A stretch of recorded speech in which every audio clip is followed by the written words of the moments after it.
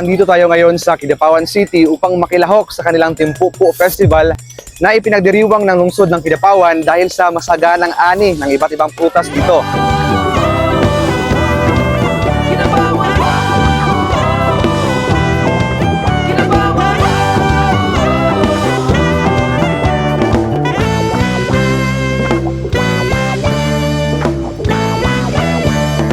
So ako ako experience dito kay nindot kayo, and for the first time na-double na dyan ang kataas sa atong mga putas dito sa Kidapawan. Unlike last year, mas gamay pero karon mas ni-double at nidako dyan ang line sa mga fruits dito sa Kidapawan.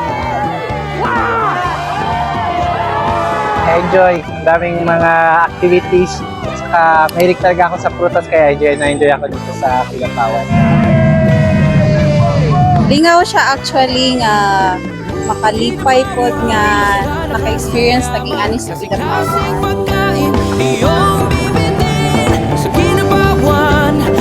Yan kanino sa Kidapawan, guys.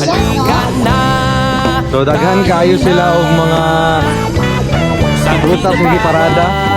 So mo ni ang pinaka-last nga event sa Timpupu Festival.